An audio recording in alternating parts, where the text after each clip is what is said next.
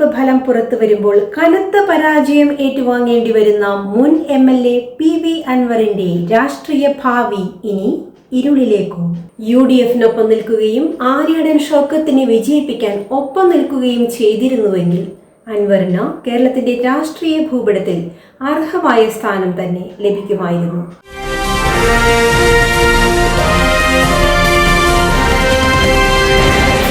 ആയിരം പേരുടെ അകമ്പടിയോടെ കാൽനടയായി തിരുവനന്തപുരത്തെത്തി സത്യപ്രതിജ്ഞ ചെയ്യുമെന്ന ഗീർവാണങ്ങളൊക്കെ നനഞ്ഞതോടെ നിലമ്പൂർ വനാന്തരങ്ങളിൽ ഒളിക്കേണ്ട അവസ്ഥയാണ് അൻവറിനെ കാത്തിരിക്കുന്നതെന്ന് പറഞ്ഞാൽ അതിൽ തെല്ലും അത്ഭുതപ്പെടാനില്ല.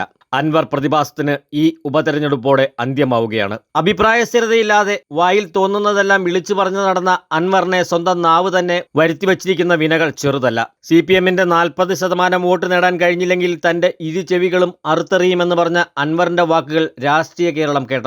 ഇരു ചെവികളും നഷ്ടപ്പെട്ട് രാഷ്ട്രീയ ഗോതയിൽ അനാഥ ജന്മമായി അൻവർ അസ്തമിക്കുമോ?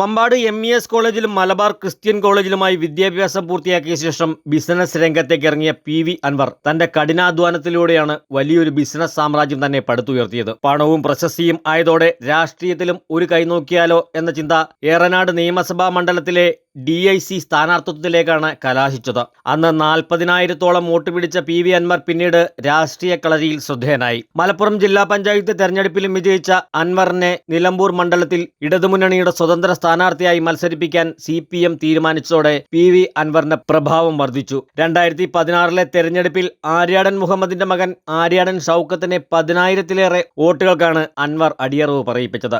MLA ആയതോടെ PV അൻവർ ഒട്ടേറെ വിവാദങ്ങളിൽപ്പെട്ടു. കക്കാടംപൊയിൽ അൻവർ സ്ഥാപിച്ച പാർക്കിലെ അനധികൃത തടയണ പൊളിക്കാൻ കോടതി വിധിയുണ്ടായി. വനഭൂമി കയ്യേറിയെന്ന ആരോപണവും നേരിടേണ്ടി വന്നു. CPM മുന്നണിയുടെ MLA എന്ന ധാർഷ്ട്യവും താൻ പോരിമയും വച്ചുപുലർത്തിയ PVയെ അക്കാലത്ത് ചേർത്ത് പിടിച്ചതും സംരക്ഷിച്ചതും ഇടത് സർക്കാരായിരുന്നു. MLA ആയ ശേഷം മണ്ഡലത്തിൽ നിന്നും ദക്ഷിണാഫ്രിക്കയിൽ ബിസിനസിൽ ശ്രദ്ധയൂന്നാൻ അൻവർ പോയതോടെ അൻവർ എവിടെ, അൻവരെ കണ്ടവരുണ്ടോ എന്ന മുദ്രാവാക്യവുമായി UDFും യൂത്ത് കോൺഗ്രസും രംഗത്ത് വരികയും ചെയ്തു. 2021 നിയമസഭാ തെരഞ്ഞെടുപ്പിലും PV അൻവർ തന്നെ നിലമ്പൂരിലെ ഇടത് സ്ഥാനാർത്ഥിയായി. രണ്ടാം തവണയും MLA ആയതോടെ സർക്കാരിന് തന്നെ തീരാ തലവേദനയായി മാറിയ അൻവറിനെ ഉപദേശിച്ചും ശാസിച്ചും തിരുത്താനുള്ള CPM ശ്രമങ്ങൾ പരാജയപ്പെട്ടതോടെ അൻവറിനെ തള്ളിക്കളയാൻ പിണറായി വിജയൻ അടക്കമുള്ളവർ നിർബന്ധിതരാവുകയും ചെയ്തു. മുഖ്യമന്ത്രിക്കും മന്ത്രി മുഹമ്മദ് റിയാസിനും ആഭ്യന്തര പൊതുമരാമത്ത് വകുപ്പുകൾക്കുമെതിരെ നിരന്തരം അഴിമതി ആരോപണങ്ങളും ആക്ഷേപങ്ങളും ആരംഭിച്ച PV അൻവർ പിന്നീട് വനം വകുപ്പിനെതിരെയും തിരിഞ്ഞു. ഒടുവിൽ MLA സ്ഥാനവും രാജിവെച്ച് ഇടതുമുന്നണി ബന്ധവും ഉപേക്ഷിച്ചു.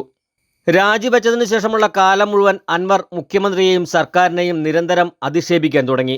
UDFിൽ ചേരാനുള്ള ശ്രമവും പാളി. ഘടകകക്ഷി സ്ഥാനവും 3 സീറ്റുകളും വനം ആഭ്യന്തര വകുപ്പും വേണമെന്ന ആവശ്യത്തെ UDF പുച്ഛത്തോടെ തള്ളിക്കളയുകയും ചെയ്തു. ഇതിനിടയിൽ ഡെമോക്രാറ്റിക് മൂവ്മെന്റ് ഓഫ് കേരള എന്ന പേരിൽ പാർട്ടി രൂപീകരിച്ച് വ്യാപകമായി പണപ്പിരിവ് നടത്തി.